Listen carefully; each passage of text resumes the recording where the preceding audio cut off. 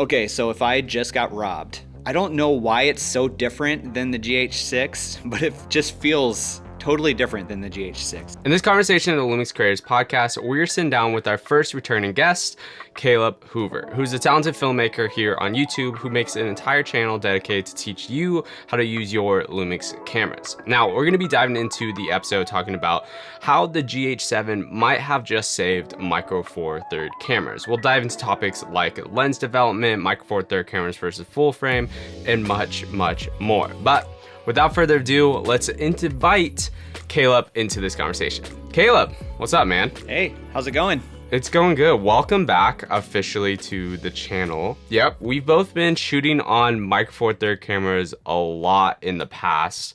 Can you just kind of tell my audience what is your history with Micro Four Third cameras? What was the first Micro Four Third camera, and then bringing us all the way up to date to owning now the GH7. Oh yeah, absolutely. So when I first started my video production company, the very first camera I got was a Canon T3i. I know that's not a Lumix Micro Four Thirds camera, but it was a great budget-friendly camera to get started with.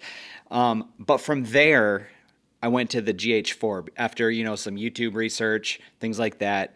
The GH4 seemed to at the time, the camera to go with. And, some of the shoot settings were you're getting some 4K features in there and things like that. So I went with the GH4, and I had a little bit of trouble adjusting to that Micro Four Thirds system right off the bat. It was a little bit noisier than I was used to, that type of thing. But from there, it was all GH5. So I think probably after maybe a year that I got the GH4, I think it was probably about a year after I picked up a GH5, then another GH5, and I did a lot of my production, and then started my YouTube channel about the GH5 and really kind of took off from there. And then, I got my hands on the GH6 thanks to Lumix. That was a great camera. It had its quirks, right? It was kind of some things where it'd be nice if it had some of those different features that we love about the GH7. But now, shooting with the GH7, I've loved shooting with the GH7 over the past, maybe 2 months that I've had it. At the time of shooting this, I've loved shooting on the GH7, and I don't know why it's so different than the GH6, but it just feels totally different than the GH6. And I can't explain why. It might be the autofocus. I don't know. I don't know what the difference is, but I've been loving shooting with that. Oh, also I shoot with a G9 II as well. So sometimes that's a, Micro Four Thirds system that is kind of overlooked a little bit now that the GH7 has come out. Yeah, and I think those are two cameras that if you are wanting to just own a Micro Four Third camera setup, GH7 as your A cam, and then G9 Mark II as a solid B cam. Because for interviews, that camera, yes, it can overheat on you, but as long as you're indoors or in shade, not in direct sunlight, you can easily probably record up to a 2-hour interview on the G9 Mark II still. Even though it does have the chance of overheating, it's a lot less likely to overheat than the GH6 with their streaking issues for sure. Yeah, the streaking issues were definitely an issue on that GH6. And yeah, I totally agree with you. For B-roll, I would definitely use the GH7 for any type of B-roll. If you're shooting, some different frame rates, higher frame rates, things like that, I would definitely use the GH7 for video over the G9 Mark II, just because of some of those, if you're shooting at higher frame rate, sometimes it does overheat a little bit. But yeah, like you said, sitting down for an interview and just letting the camera roll, you're going to be fine with the G9 II. And it's a great A cam, B cam setup. Yeah, and I know both of us are shooting on the S5 2X, but something about the GH7 body design, I feel like it's just absolutely superior with the flip up screen, the front record button, which is a button I personally have missed so much. So kind of what was those initial impressions of when you finally got the GH7 in your hands? And now, kind of fast forwarding, you said 2-3 months using this camera, how does it fit in your current workflow as a business owner first, and then also a YouTuber second? Yeah, absolutely. So first of all, like you said, just the feel of the GH7, it doesn't feel any different. It's the same chassis as the GH6. Doesn't feel any different than GH6. So the feel of it is the exact same as the GH6, if you're familiar with that, which feels fantastic. just handheld feels absolutely fantastic, just handheld. Like you said, the flip out screen, I've been using that so much. And I honestly kind of miss that on the, S5 II and S5 IIX. The way that this fits into my workflow right now is like I've been using it a ton for B-roll on shoots. Just recently, as I started kind of picking up shoots, I've been doing a lot of traveling actually this summer, but I mean, like getting back into the swing of things. But I've been using it a ton for B-roll on some shoots. Now, personally, I still like using full frame for interviews. I don't know. I just kind of like I don't know, the depth or something that you get. I just like the feel of full frame when shooting interviews. So I'm still using the S5 IIX and the S5 II for interviews. But I just actually, the IBIS on this is so great. I was doing like a ton of handheld work. I was in, the cab of a semi, and it's kind of like bouncy and everything, but I mean, it's just some like natural, just fluid motion to like some natural movement to your shot, just being handheld, kind of moving around in that cab. The frame rates that you can shoot with on here, I just love having those. And I've not loved the crop on like the S5 II and S5 IIX when it comes to some of those higher frame rates. So just having something that I can pull out. I can keep the S5 IIX, S5 II on tripods, but then I pull this out for B-roll. And if I have to go to the next interview, those are already set up, and I don't have to change cams and things like that. So it's been great for that type of use, and I highly recommend it. I was even shooting the other night. I was shooting, just doing some test shots with a gimbal. And the GH7 is a smaller gimbal. It's one of the newer ones that have come out. Video will be up on my channel. But it felt good just on a gimbal as well, and no crazy movements, and the shots look beautiful. Honestly, I feel like the GH7 is such a specialized camera. Like the fact that you can get like pretty close to, I would say, gimbal-like footage now, handheld, solid thing. The only thing that I suggest for a working professional is if you want to use native lenses. I know right now in your setup you have a Sigma booster, right? Yeah, so I've been playing with the Sigma 18 to 35. I haven't done many tests with it, but the Metabone Speed Booster, Metabones just came out with an update for this speed booster. So I was going to test some autofocus on there to see if it's improved. But normally I'm shooting with a native lens though.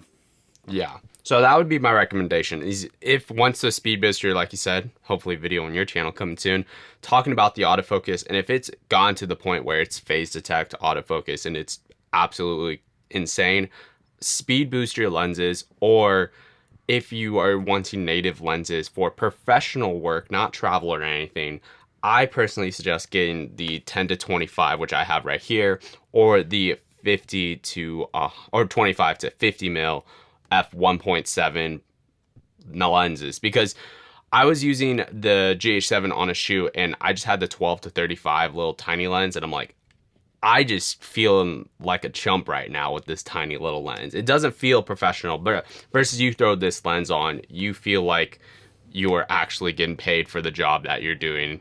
It feels a lot more heavier in your hands. It's easier to get smoother looking footage because it does add at least another 1.5 pounds to your rig. It feels just a way more professional having a lens like this than having a tiny little lens on this camera. I guess kind of moving and transitioning on though now with that is one current issue that's happening, or that I'm personally seeing in the Micro Four Third camera industry, and this is kind of diving into the topic of full frame versus Micro Four Thirds, but is lens development. I haven't seen really much, if any, lenses in the past couple years getting developed for Micro Four Third cameras versus L mounts are having, the 35 to 150. It's having the 28 to 45 f1.8 lens. Like, what is your thoughts about the lens development currently that's happening for L mount versus Micro Four Third? That's a great point. I mean, there really hasn't been a whole lot for Micro Four Thirds, but then again, Micro Four Thirds has been around for a long time, so it's been kind of almost a standard in some like video arenas, or however you want to put it.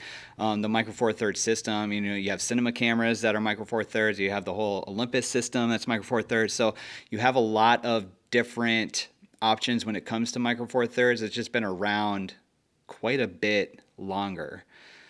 Now, when it comes to L mount, I mean, it is a newer system. So, I mean, they're going to put a lot of development into that newer system, right? And, I mean, and let's be honest, like, I wouldn't say, especially with this and the G9 II, Micro Four Thirds is not dead right now. For sure. It's not dead.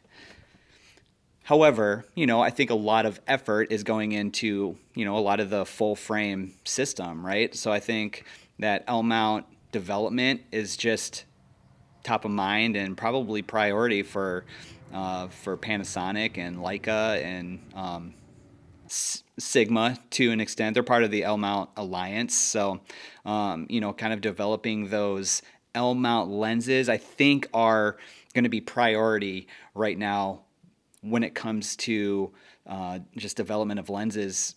Micro Four Thirds says there's so many great Micro Four Thirds lenses out there. There's a ton of fast Micro Four Thirds lenses out there, like f 0.95 lenses that are out there that are just beautiful lenses on the Micro Four Thirds system. And so there's quite a bit to choose from, but I agree, there hasn't been a lot of development lately on these lenses, so it'll be interesting to see, if maybe some like, more telephoto options or something like that would be hitting the market. But I don't know. I personally don't know. It'd be kind of interesting to see. Yeah, it would be great to see some type of lens that's like say it's a 12 to 35, but it's like an f1 autofocus, and it's like this chunky of a lens. Yeah. I would personally love that. Oh man, that would be so great. Like the lens that you have on there is probably that one, and that's like 1A, and the 25 to 50 is 1B of my favorite Micro Four Thirds lenses right now. You know what I mean? Especially now when you can combine it with the autofocus on the GH7, it works fantastic. And I do love those, the smaller 12 to 35 like you were talking about, and the 35 to 100. They are smaller lenses. They're slower lenses, but you also have like the dual IBIS option on there as well. So like if you want even, better stabilization in your handheld shot, I mean, those are kind of the way to go for having that dual IBIS option. And, I mean, it's so smooth. But yes, I agree. I don't love the feel of the 12 to 35 or the 35 to 100.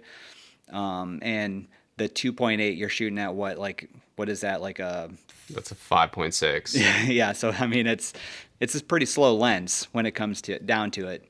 But if you're shooting in the middle of the day, I mean, you're going to be shooting at like 5.6 anyway. So, if you are looking for any lens, though, for the GH7, that 10 to 25 and 25 to 50, that combo, and I have a full video on them as well. You can check out on the channel. I mean, they're great lenses. Yeah, I feel like these are the staple lenses that, like, if you're not a travel filmmaker by any means, these lenses are like a no-brainer. They do have a pretty price point to them, but you can find them on the discount or used market around that $1,000 to $1,300. But if you're shooting on a GH7, you should probably pick a lens that can be substantial to what this camera is capable of doing. And this gives you the full autofocus while giving you get the light of an f1.7, but yeah, you're getting the bokeh of a 3.4. But still, it's a killer lens.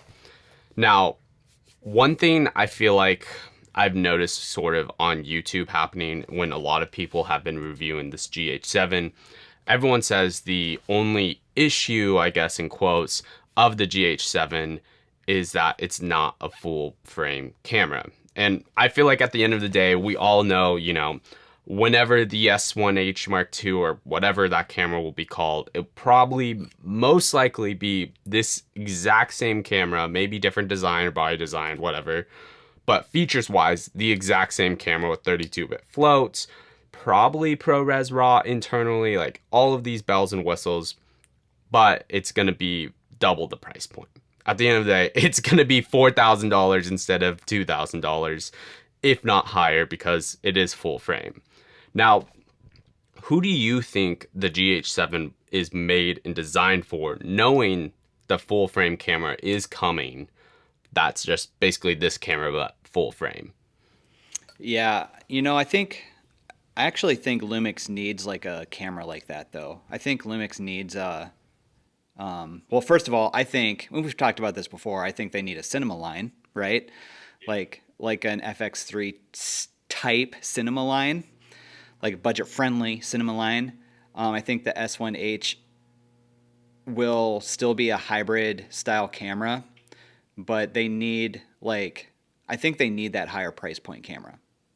I just think so. Like, I think it's going to be, there's a market for it. It might not be huge, but it's going to be, yeah, I mean, it's going to be a beefy camera, that S1H, or S1H Mark II, or what, S2H, or whatever it is. I don't know what it's going to be. S1HX or S1H Mark IIX. Oh, there we go. Yeah, that's probably good. Hopefully they have like a blacked out version like the S5 2X. That'd be pretty sweet.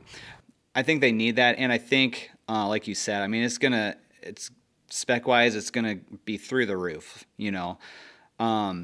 Where does the GH7 fit in that? I think there's still a market and still Micro Four Thirds users that are professional users that I think will stick with it, even with the S1H coming out. There's, it's a workflow that people are used to. It's a sensor that people are used to. It's a sensor that people are used to adapting to. Like this 18 to 35. I mean, this has been a staple in the Micro Four Thirds realm for since the GH4. Maybe I think it came out around the GH4 time. So, it's been on Micro Four Thirds cameras for such a long time that I think people have been in that.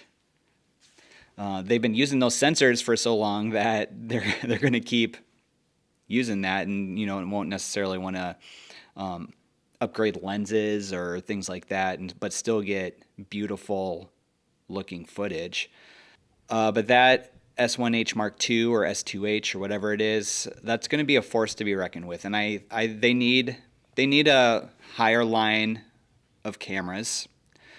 I wish it was a cinema line.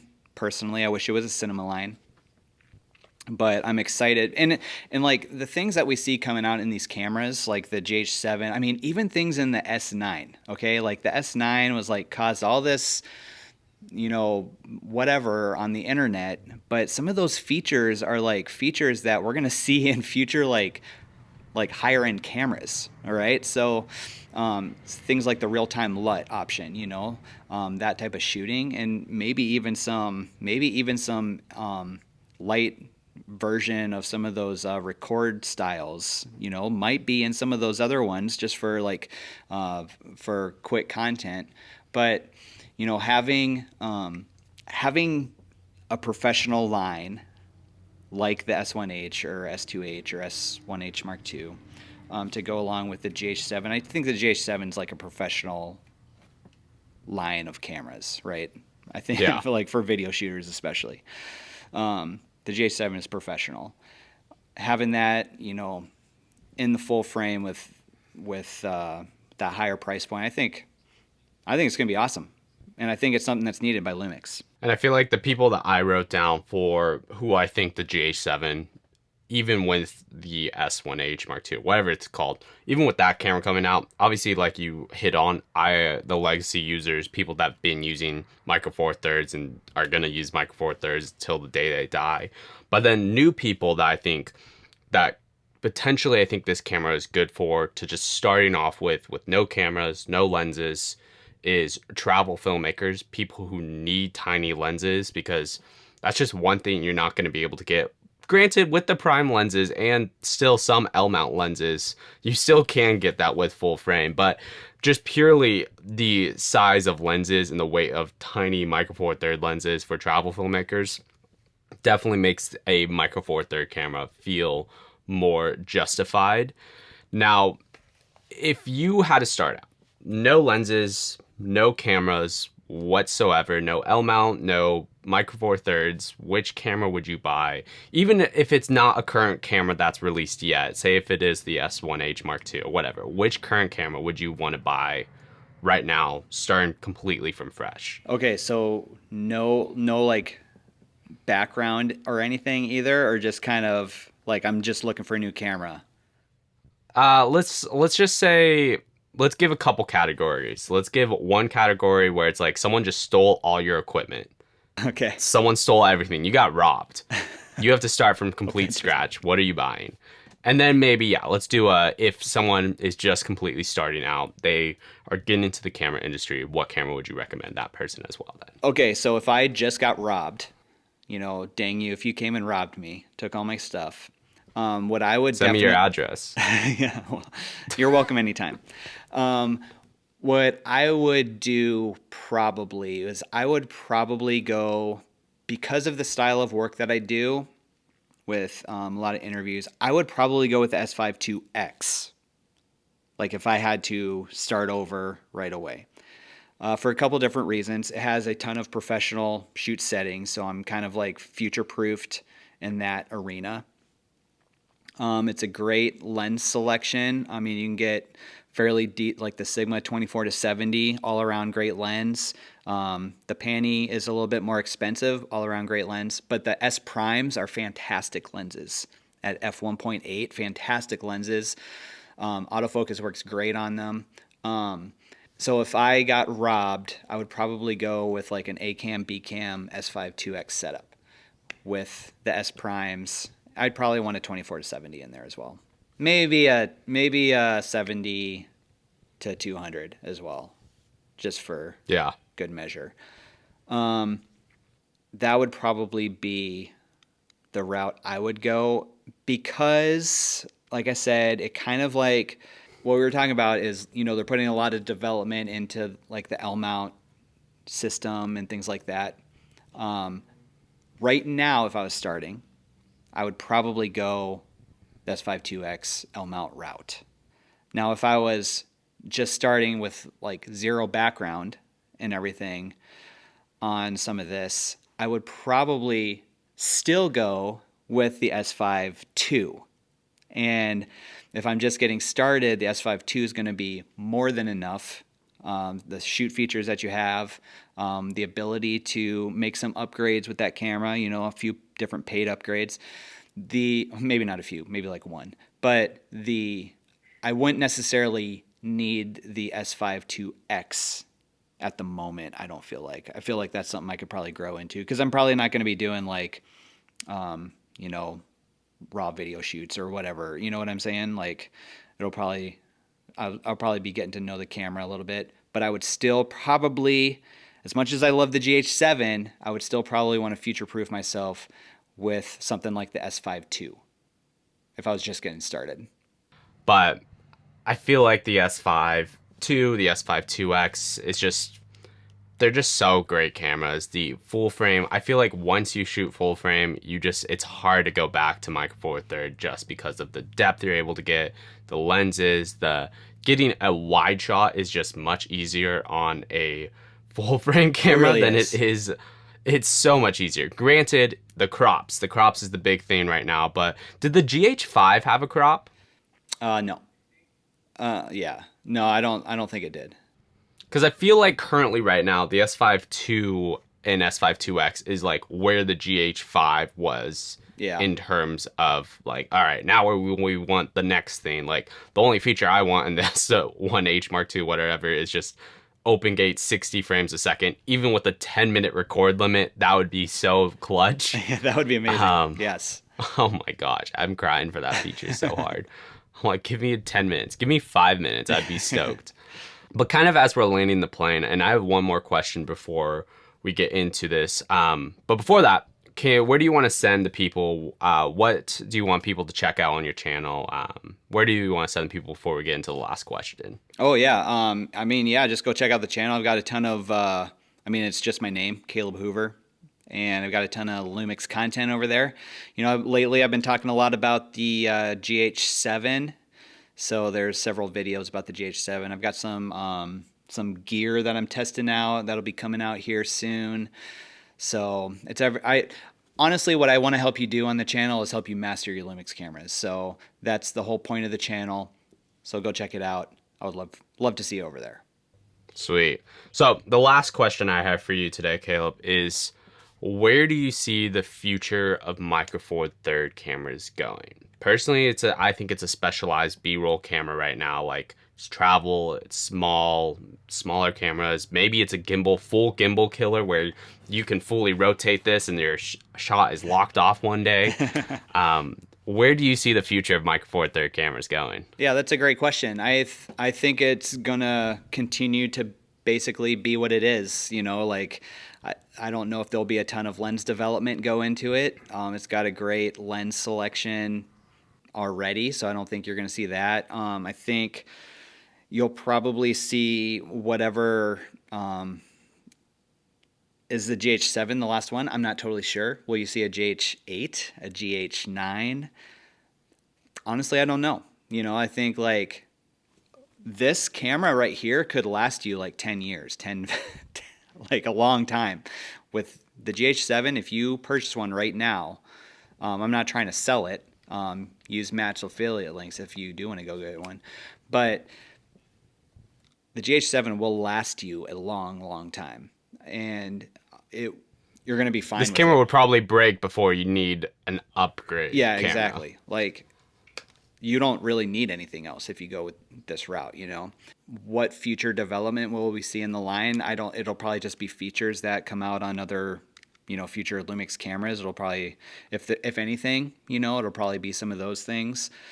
I mean, you know, there are some benefits to shooting Micro Four Thirds, right? Like, I mean, you take this full frame up, you take your S5 2X up, and you like shake it around. I mean, the screen is just like wobbles like crazy, right? You know, you have less of that with a Micro Four Thirds, and so I think that's why it's been such a staple in the video community. The Micro Four Thirds system is just because it's so versatile when it comes to actually shooting video. Like, you're not going to get a ton of wobble. Even if you're shooting wide, you're not going to get a ton of wobble in your image on the Micro Four Thirds sensor. So I love the development that they've put into the Micro Four Thirds sensor. It's actually like I think a little bit bigger than like technically what a Micro Four Thirds sensor is, just the size and readout that you get. I mean, you have open gate settings in something like this, you know, for social media shooting. So there's a ton of great benefits when it comes to Micro Four Thirds systems. I just don't necessarily see as much development coming into something like this as I do with a possible S1H Mark II or S2H or whatever that looks like. Does that make sense? Awesome. Well, yeah, no, it's going to be exciting times with, you know, what Lumix decides to do forward with their Micro Four Thirds cameras. But thank you so much, Caleb, for joining me in today's episode. Dude, I'm stoked. I'm stoked that you returned as a guest. We'll have to maybe do this a third time in the future, you know, maybe on the next camera release.